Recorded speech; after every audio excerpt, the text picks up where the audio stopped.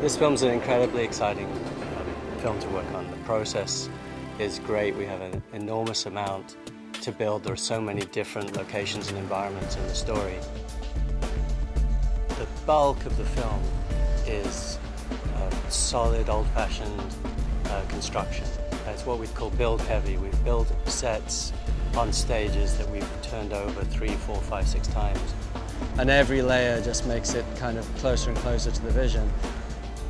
A big advantage has been that we've been able to build a great deal and really make the film look like a graphic novel.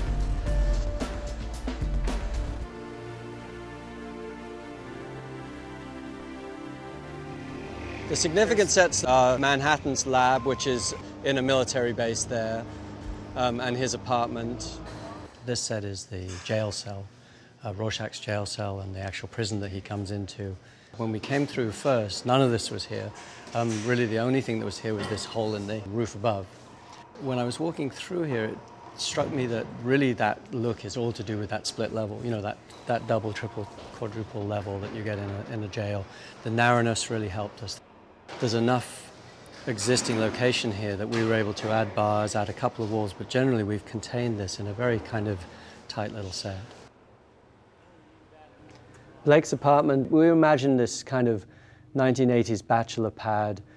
He doesn't have much taste and it's very kind of glittery and ostentatious.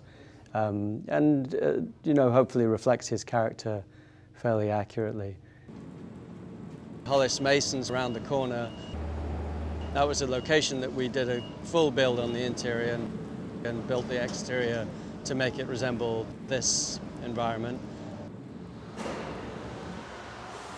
And then the real significant one is Karnak, which is in Antarctica, and we're building that on Big Stage 6. Welcome to New York. Well, we're in New York, 1985.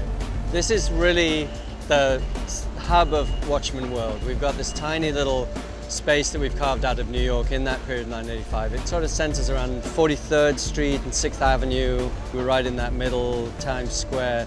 1985, very seedy, very down, kind of realistic, but with our own kind of Watchmen overtone.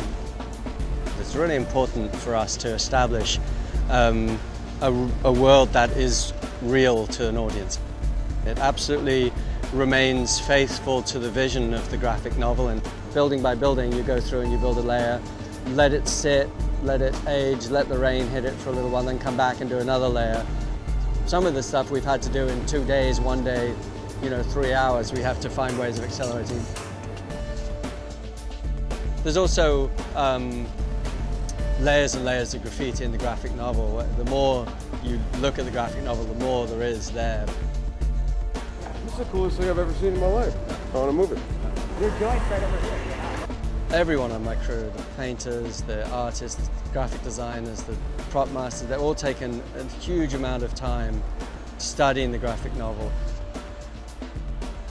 It's helped enormously to add texture to this kind of Watchmen world. So it's definitely a kind of mix of looking at real location reference from the time and then adding in this layer that the graphic novel frames help to kind of cement into this very specific Watchmen kind of bubble.